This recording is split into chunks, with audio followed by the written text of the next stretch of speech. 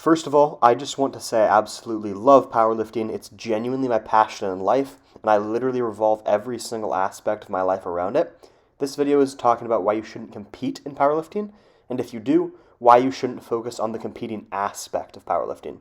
So let me explain. I see this huge trap that occurs with pretty much everyone that powerlifts for the most part, where people get into the gym, their goal is to get big and strong. They find super strong powerlifters online, or maybe even someone in their own gym. They think they're really strong and it's super cool, which it is really cool to be strong and good at powerlifting. Or maybe they feel like they're kind of training aimlessly and without direction, and powerlifting gives them something specific to work on and to work towards. So far, this is all great.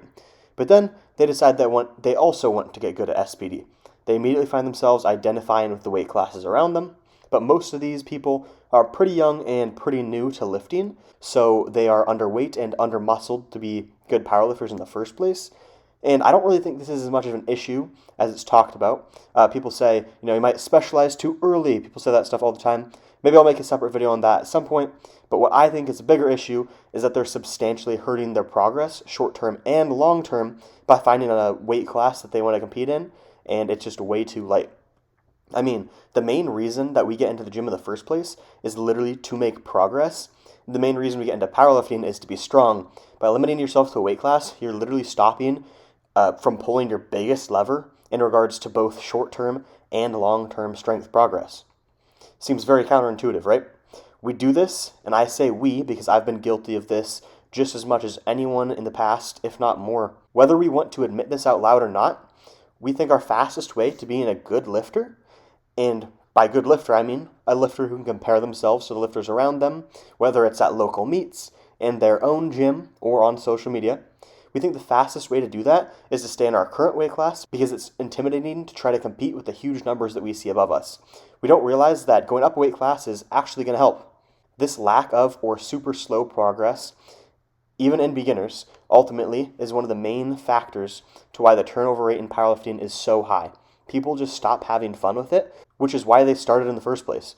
I've personally never had even close to as much fun in powerlifting as whenever I broke my multi-year, not quite plateau, but it was a mix between a plateau and just almost a plateau because, you're not super strong. I was squatting mid-4s, but I would only hit like a 5-10 pound PR every year or two.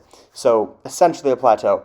And since then, I've gained a lot of weight, put on a ton of muscle, and a ridiculous amount of strength. And the progress has never stopped since. This is by far the most fun I have ever had with lifting. That really reminds me of even more than the passion I had when I started. It's like I just have more and more fun the stronger I get. Now, there's not anything wrong with competing. If you can do it without making it a toxic force in your life, I say go for it. I just think the best approach to it is to lift in a way that makes you happy, and if you like to compete, then don't concern yourself with weight classes. Maybe you weigh in at 182 pounds and your weight class is 181, but you don't care because you're just doing this for fun.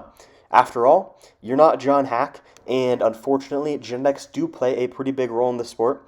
And not to be the bearer of bad news, but if you've been plateaued at a 1,300 pound total, at 165 pounds body weight, you are not going to be the next Austin Perkins. But that's okay. You'll actually end up having more fun not focusing on that because you'll be making so much more progress.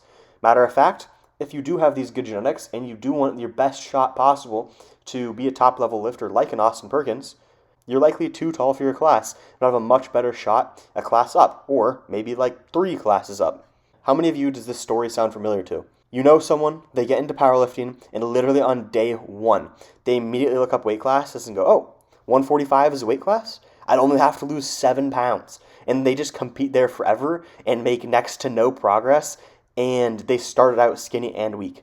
It's a pretty known thing that people look at powerlifters and say, oh, poverty bench. They look at someone that is bodybuilder, and the bodybuilder actually has a pretty good bench.